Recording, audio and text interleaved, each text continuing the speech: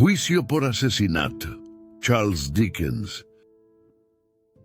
He observado siempre el predominio de una falta de valor, incluso entre personas de cultura e inteligencia superiores, para hablar de las experiencias psicológicas propias cuando éstas han sido de un tipo extraño. Casi todos los hombres tienen miedo de que las historias de este tipo que puedan contar no encuentren paralelo o respuesta en la vida interior de quien les oye, y por tanto sospechen o se rían de ellos. Un viajero sincero que hubiera visto un animal extraordinario parecido a una serpiente marina no tendría miedo alguno a mencionarlo. Pero si ese mismo viajero hubiera tenido algún presentimiento singular, un impulso, un pensamiento caprichoso, una supuesta visión, un sueño o cualquier otra impresión mental notable, se lo pensaría mucho antes de mencionarlo. Atribuyo en gran parte a esa reticencia la oscuridad en la que se encuentran implicados estos temas. No comunicamos habitualmente nuestra experiencia de estas cosas subjetivas, lo mismo que lo hacemos con nuestras experiencias de la creación objetiva. Como consecuencia, la experiencia general a este respecto parece algo excepcional, y realmente es así por cuanto es lamentablemente imperfecta. En lo que voy a relatar no tengo intención de plantear, refutar o apoyar teoría alguna. Conozco la historia del librero de Berlín. He estudiado el caso de la esposa de un miembro ya fallecido de la Sociedad Astronómica Real, tal como lo cuenta Sir David Brewster, y he seguido minuciosamente los detalles de un caso mucho más notable de ilusión espectral que se produjo en mi círculo de amigos íntimos. En cuanto a esto último, quizás sea necesario afirmar que quien lo sufrió, una dama, no estaba relacionada conmigo ni siquiera mínimamente. Una suposición equivocada a ese respecto podría sugerir una explicación de una parte de mi propio caso, pero solo de una parte que carecería totalmente de fundamento. No puede hacerse referencia a que haya heredado yo alguna peculiaridad desarrollada, ni he tenido antes en absoluto experiencia similar alguna, ni la he tenido tampoco desde entonces. Hace muchos años, o muy pocos, que eso no importa ahora nada. Se cometió en Inglaterra cierto asesinato que llamó mucho la atención. Nos enteramos de más asesinatos de los necesarios conforme se van sucediendo y aumentando su atrocidad, y de haber podido habría enterrado el recuerdo de aquel animal particular al tiempo que su cuerpo era enterrado en la cárcel de Newgate. Me abstengo intencionadamente de proporcionar la menor pista directa respecto al criminal. Cuando se descubrió el asesinato, no recayó ninguna sospecha sobre el hombre que más tarde fue llevado a juicio, o más bien debería decir, en el deseo de acercarme lo más posible a la precisión en mis hechos, que en ninguna parte se sugirió públicamente que se tuviera tal sospecha.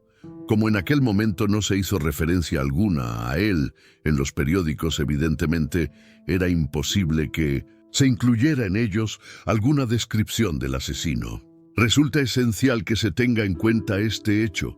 Cuando abrí durante el desayuno, el periódico de la mañana incluía el relato de ese primer descubrimiento y me resultó profundamente interesante, por lo que lo leí con la máxima atención.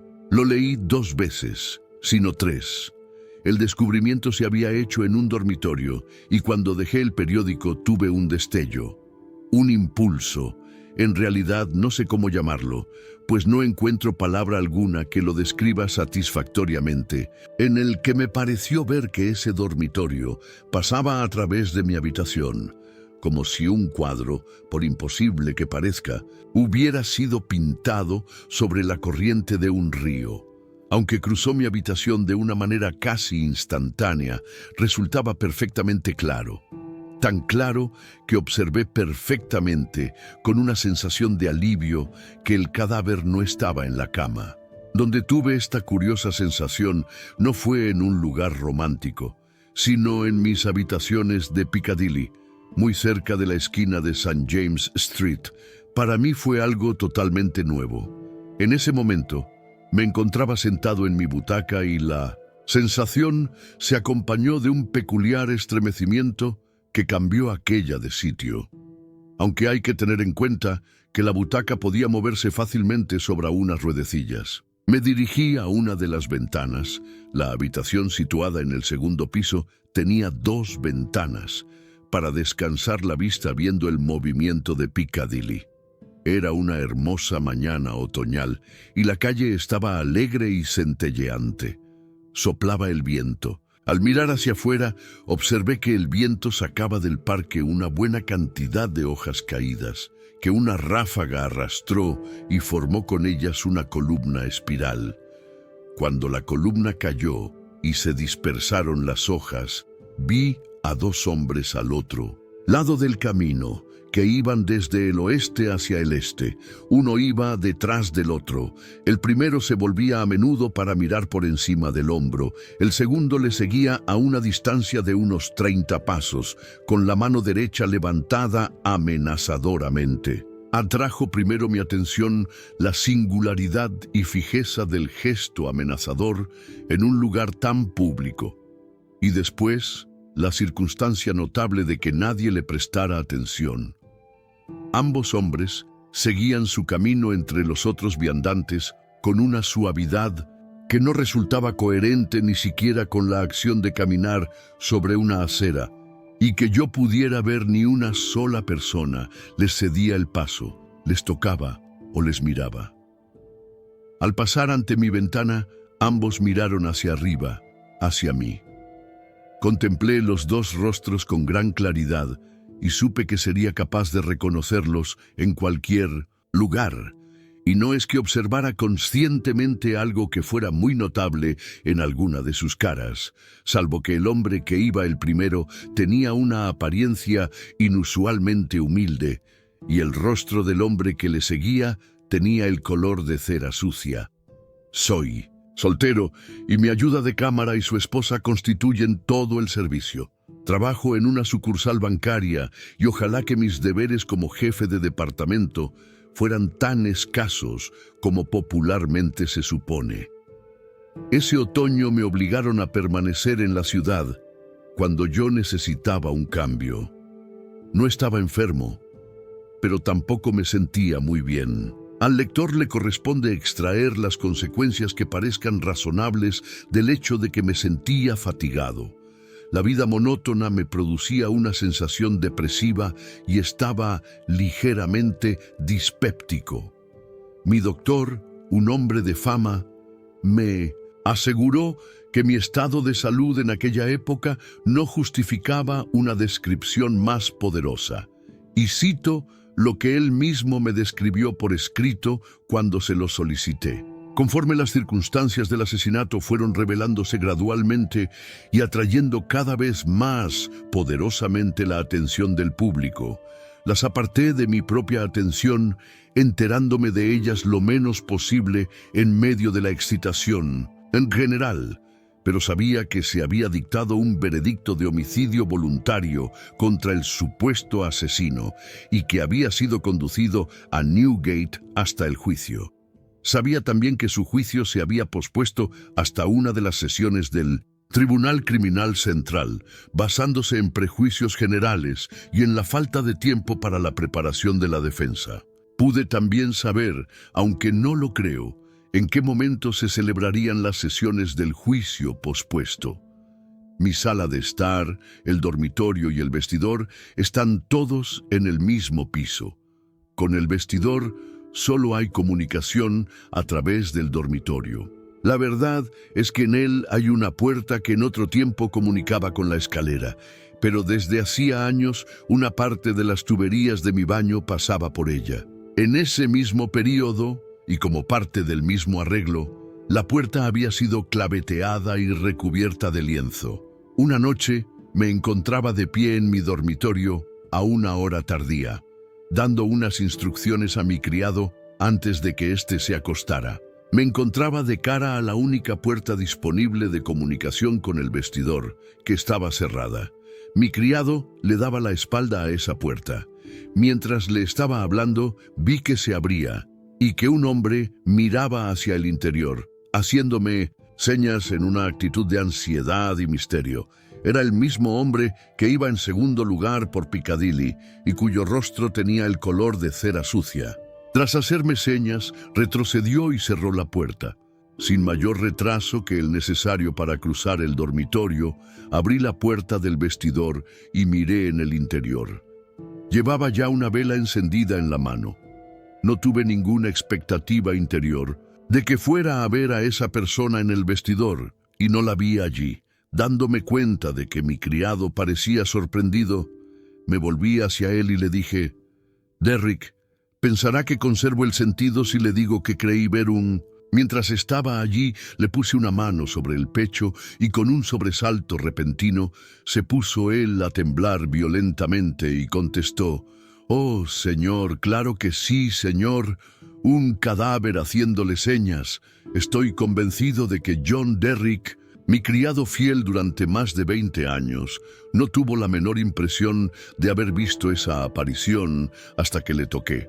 Cuando lo hice, el cambio que se produjo en él fue tan sorprendente que creo absolutamente que obtuvo su impresión, de alguna manera oculta, a través de mí y en ese preciso instante. Le pedí a John Derrick que trajera un poco de brandy y le di una copa, alegrándome de tomar yo otra. De lo que había sucedido antes del fenómeno de aquella noche, no le conté una sola palabra. Reflexionando sobre ello, estaba absolutamente seguro de que nunca antes había visto ese rostro, salvo en aquella ocasión en Piccadilly. Comparando la expresión que tenía al hacerme señas desde la puerta con la expresión en el momento en que levantó la vista para mirarme, mientras yo estaba de pie junto a la ventana, llegué a la conclusión de que en la primera ocasión había tratado de adherirse a mi recuerdo y de que en la segunda había querido asegurarse de que lo recordaba inmediatamente. Aquella noche no me resultó muy cómoda, aunque tenía la certidumbre, difícil de explicar, de que la aparición no regresaría. Cuando llegó la luz del día, caí en un sueño profundo, del que me despertó John Derrick, que vino junto a mi cama con un papel en la mano. Por lo visto, ese papel había sido motivo de un altercado en la puerta entre su portador y mi criado. Me citaba en él para que sirviera como jurado en la siguiente sesión del Tribunal Criminal Central en el Old Bailey. Como John Derrick sabía bien, nunca antes me habían citado para ese jurado. Mi criado estaba convencido, aunque en este momento no estoy seguro de si tenía razón o no, de que los jurados que se elegían habitualmente tenían una calificación social inferior a la mía y por eso se había negado en principio a aceptar la citación. El hombre que la llevaba se tomó el asunto con gran frialdad. Afirmó que mi asistencia o no le importaba en absoluto. La citación estaba allí y el atenderla o no era un riesgo mío, no suyo. Durante 1 o 2 días dudé si debía responder a esa llamada o no hacerle caso. No era consciente de que se estuviera produciendo la menor atracción, influencia o desviación misteriosa. De eso estoy tan absolutamente seguro como de cualquier otra afirmación que haga aquí. Finalmente decidí que asistiría porque significaría una interrupción en la monotonía de mi vida. El día designado fue una mañana fría del mes de noviembre. En Piccadilly había una niebla densa y oscura que se volvió claramente negra en los alrededores opresivos del Tribunal de Temple. Los pasillos y escaleras del Palacio de Justicia me parecieron resplandecientemente iluminados con gas, y el propio tribunal estaba similarmente iluminado. Creo que hasta que fui conducido por los oficiales al tribunal antiguo y lo vi abarrotado de gente, no sabía que ese día iba a juzgarse al asesino. Creo que hasta que me ayudaron a entrar en el tribunal antiguo con considerable dificultad, no sabía a cuál de los 2 tribunales se me había citado. Pero no hay que tomar esto como una afirmación rotunda, pues no esto, totalmente seguro de que fuera así.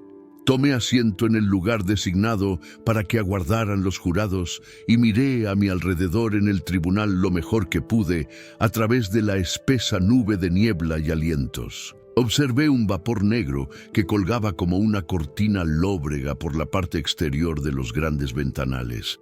Y observé y presté atención al sonido ahogado de las ruedas sobre la paja o el cascajo que cubrían la calle.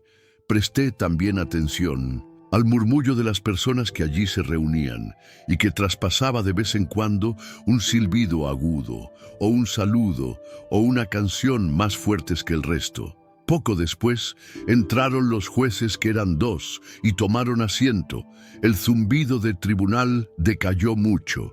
Se ordenó que entrara el asesino, y en el mismo instante en el que entró, reconocí en él al primero de los 2 hombres que habían bajado por Piccadilly.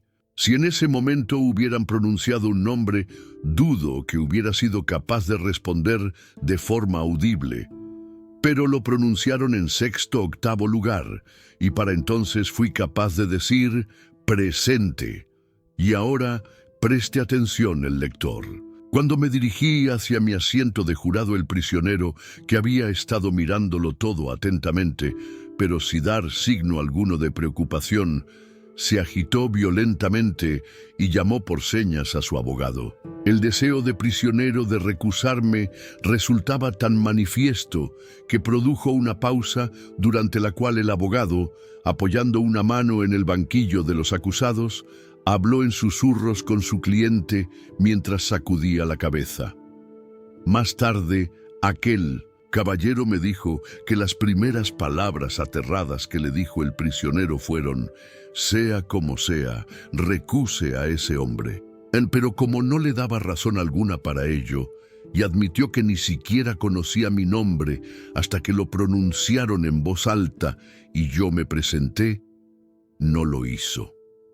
Por las razones ya explicadas, la de que deseo evitar el revivir el recuerdo desagradable de ese asesino, y también que un relato detallado de su largo juicio no es en absoluto indispensable para mi narración, me limitaré a aquellos incidentes que se relacionan directamente con mi curiosa experiencia personal y se produjeron en los 10 días y noches durante los que los miembros del jurado estuvimos juntos. Trato de que mi lector se interese por eso y no por el asesino. Es a eso, y no a una página del calendario de Newgate, a lo que pido al lector que preste atención. Me eligieron presidente del jurado. En la segunda mañana, después de que se hubieran presentado pruebas durante 2 horas, lo sé porque oí las campanadas del reloj de la iglesia. Al recorrer con la mirada a mis compañeros del jurado, me resultó inexplicablemente difícil contarlos.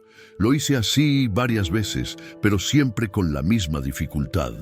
En resumen, contaba uno de más. Toqué al miembro del jurado que se sentaba junto a mí y le susurré: le ruego que haga el favor de contarnos. Pareció sorprenderse con la petición, pero giró la cabeza y contó el número de miembros. Bueno, contestó de pronto. Somos 13, pero no es posible, no. Somos 12. De acuerdo con las cuentas que hice aquel día, teníamos siempre razón en el detalle, pero en la cuenta general siempre nos salía uno de más. No había ninguna aparición ni figura que pudiera explicarlo, pero para entonces tenía ya interiormente la sensación de que la aparición estaba implicada en el error. El jurado se albergaba en la London Tavern.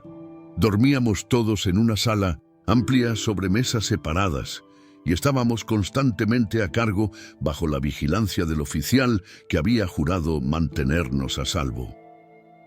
No veo razón alguna para no incluir el nombre auténtico de ese oficial. Era inteligente, muy cortés y servicial, y también, de lo que me alegré al enterarme, muy respetado en la ciudad. Tenía una presencia agradable, ojos hermosos, unas envidiables patillas negras y una voz agradable y sonora. Se llamaba señor Harker. Cuando por la noche se iba cada uno de los dos a su cama, colocaban la del señor Harker cruzada en la puerta.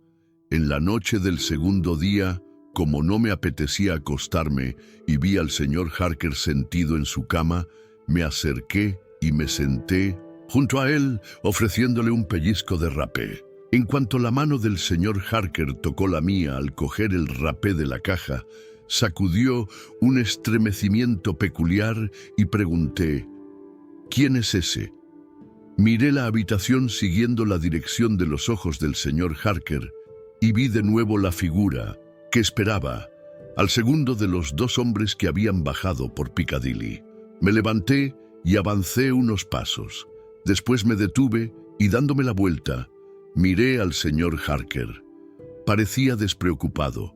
Se echó a reír y comentó con un tono agradable: pensé por un momento que teníamos otro miembro del jurado y que le faltaba una cama, pero me doy cuenta de que fue un reflejo de la luna. No hice revelación alguna al señor Harker, pero le invité a que paseara conmigo hasta el extremo de la habitación y observé lo que hacía la figura. Se quedaba en pie unos momentos junto a la cama de cada uno de los miembros del jurado, cerca de la almohada.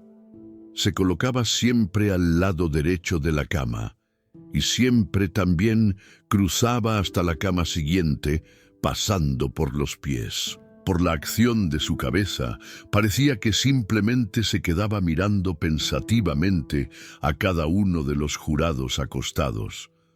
No me prestó atención a mí, ni mi cama, que era la más próxima a la del señor Harker. Después dio la impresión de salir por donde entraba la luz de la luna a través de un alto ventanal, como si subiera por un tramo de escaleras situado en el aire.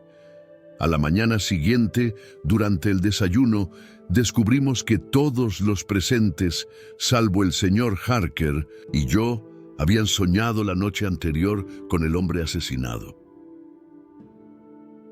Estaba ya convencido de que el segundo hombre, que había bajado por Piccadilly, era el asesinado, por así decirlo, como si su testimonio inmediato así me lo hubiera hecho saber.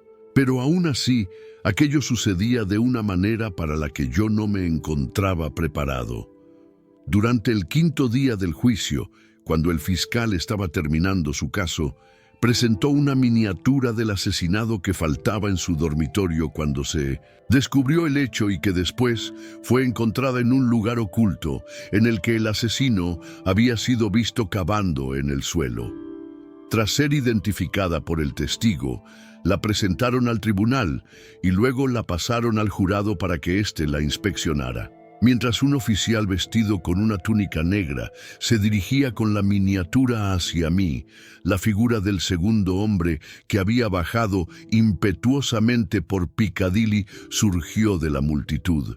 Le cogió la miniatura al oficial y me la entregó con sus propias manos, al mismo tiempo que en un tono bajo y hueco me decía antes de que yo viera la miniatura metida en una caja.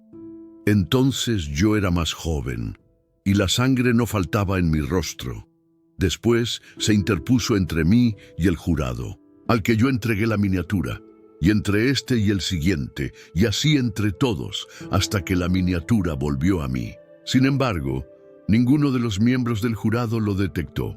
En la mesa, y en general cuando nos encerrábamos bajo la custodia del señor Harker, como era natural, hablábamos mucho rato sobre las diligencias del día. En el día quinto, el fiscal cerró el caso, por lo que, como esa parte de la cuestión se había completado ante nosotros, nuestra discusión fue más animada y seria. Había entre nosotros uno de los idiotas de inteligencia más cerrada que he visto nunca, que recibía la evidencia más clara con las objeciones más absurdas, y a quien le ayudaban dos flojos parásitos parroquiales. Los tres pertenecían a las listas de jurados de un distrito tan atacado por la fiebre que debían haber juzgado a 500 asesinos. Hacia la medianoche, que era cuando algunos de nosotros nos disponíamos ya a acostarnos, y esos zopencos enredones armaban mayor alboroto, vi de nuevo al asesinado. Estaba de pie tras ellos, ceñudo, y me hizo señas. Al ir hacia ellos e irrumpir en la conversación, desapareció inmediatamente. Ese fue el inicio de una serie de apariciones producidas en la larga habitación en la que éramos confinados. Siempre que un grupo de jurados se unía a conversar, veía entre ellos la cabeza del asesinado. Y siempre que la comparación de notas que hacían iba en contra de él, me hacía señas de una manera solemne e irresistible. Recuérdese que hasta el 5.º día del juicio en el que se presentó la miniatura, nunca había visto la aparición en el tribunal. Cuando la defensa empezó el caso, se produjeron 3 cambios. Me referiré primero a 2 de ellos. La figura aparecía ahora continuamente en el tribunal y nunca se dirigía a mí, sino siempre a la persona que estaba hablando en ese momento. Por ejemplo, a la víctima le habían abierto la garganta. En el discurso inicial de la defensa se sugirió que el propio fallecido se la podía haber cortado a sí mismo. En ese mismo momento, la figura con la garganta en la terrible condición que acababa de describirse, y eso lo había ocultado antes, se puso de pie junto al codo del que hablaba, moviendo hacia un lado y otro la tráquea, una vez con la mano derecha y otra con la izquierda, sugiriendo vigorosamente a quien hablaba la imposibilidad de que se hubiera podido infligir a sí mismo la herida con cualquier mano. En otro caso, cuando un testigo de conducta, una mujer, informaba que el prisionero era muy amable con la humanidad, en ese instante la figura se plantó en el suelo delante de ella. Le miró directamente a la cara y señaló el semblante maligno del prisionero, extendiendo el brazo y un dedo. El tercer cambio, al que me referiré ahora, fue el que de manera más marcada y notable me impresionó. No voy a teorizar sobre él. Lo expreso con precisión y nada más. Aunque la aparición no era percibida por aquellos a los que se dirigía, cuando se acercaba a estos, invariablemente se alarmaban y turbaban. Tuve la impresión de que era como si unas leyes que yo desconocía le impidieran revelarse plenamente a los demás, pero que al mismo tiempo pudiera afectar sus mentes de una manera visible, silenciosa y oscura. Cuando el defensor principal sugirió la hipótesis del suicidio y la figura se plantó junto al codo de tan ilustrado caballero, haciendo terribles gestos como si se estuviera cortando la garganta, es innegable que el defensor titubeó en su discurso, perdió durante varios segundos el hilo de su ingeniosa argumentación, se limpió la frente con el pañuelo y se puso extremadamente pálido. Cuando la testigo de conducta estuvo delante de la aparición, siguió con los ojos la dirección que le señalaba el dedo, contemplando con gran vacilación y turbación el rostro del prisionero. Bastarán 2 ejemplos adicionales.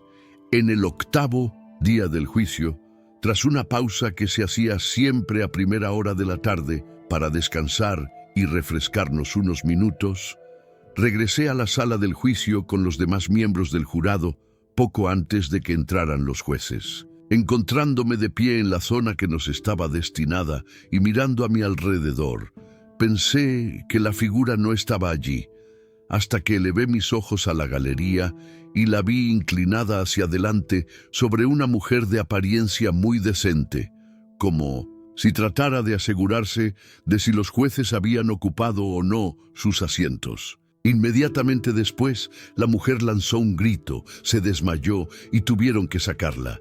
Lo mismo sucedió con el venerable, sagaz y paciente juez que dirigía el juicio. Cuando terminado el caso se concentraba en sus papeles para el resumen, la víctima, entrando por la puerta del juez, avanzó hasta la mesa de su señoría y miró ansiosamente por encima del hombro de éste las páginas de notas que iba pasando. Entonces se produjo un cambio en el rostro de su señoría. Su mano se detuvo. Tuvo ese estremecimiento peculiar que yo conocía tan bien y exclamó con vacilación: «Caballeros, excúseme unos momentos, me siento algo oprimido por el aire viciado». y tras decir eso, no se recuperó hasta beber un vaso de agua, a lo largo de la monotonía de 6 de aquellos 10 interminables días. Los mismos jueces y ayudantes en el tribunal, el mismo asesino en el banquillo de los acusados, los mismos abogados en la mesa, el mismo tono de preguntas y respuestas elevándose hasta el techo de la sala, el mismo ruido que hacía la pluma del juez, los mismos ujieres saliendo y entrando, las mismas luces que se encendían a la misma hora, cuando todavía brillaba la luz natural de día, la misma cortina neblinosa en el exterior de los grandes ventanales cuando había niebla, la misma lluvia goteando y produciendo un ruido acompasado cuando llovía, un día tras otro, las mismas huellas de los vigilantes y el prisionero sobre el mismo serrín, las mismas llaves cerrando y abriendo las mismas pesadas puertas. A través de toda esta fatigosa monotonía que me hacía sentirme como si fuera el presidente del jurado desde hacía muchísimo tiempo, y Piccadilly hubiera florecido al mismo tiempo que Babilonia, el asesinado no perdió nunca un solo rasgo de claridad ante mis ojos, ni fue el momento alguno menos evidente y perceptible que cualquier otra persona que allí hubiera. No debe omitir, pues es un hecho, que nunca vi que la aparición a la que doy el nombre de asesinado mirara asesino. Una y otra vez me preguntaba por el motivo de que no lo hiciera, pero el hecho es que nunca lo hizo. Tampoco volvió a mirarme. A mí, desde que sacaron la miniatura hasta los últimos minutos del juicio. Nos retiramos a deliberar a las 10 horas menos 7 minutos de la noche. El idiota del grupo y los 2 parásitos de su parroquia nos dieron tantos problemas que por 2 veces regresamos al tribunal para rogar que nos leyeran de nuevo determinados extractos de las notas del juez. 9 de nosotros no teníamos la menor duda sobre los pasajes, ni creo que la tuviera nadie del tribunal.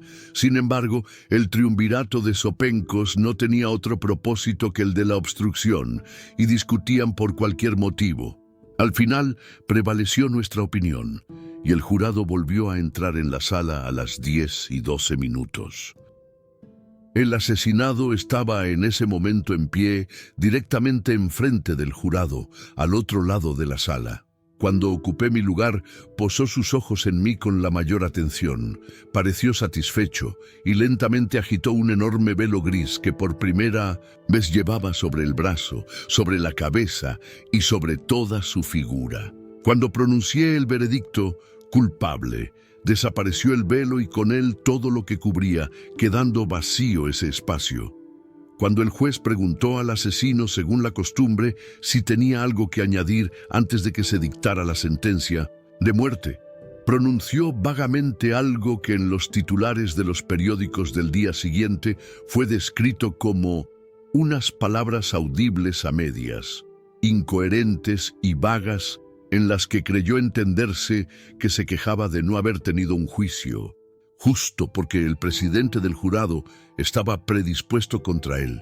La notable declaración que hizo realmente fue esta: Señor, sabía que era un hombre condenado desde el momento en que entró el presidente del jurado. Señor, sabía que nunca me dejaría libre porque antes de apresarme apareció junto a mi cama por la noche. Me despertó y puso una soga alrededor de mi cuello.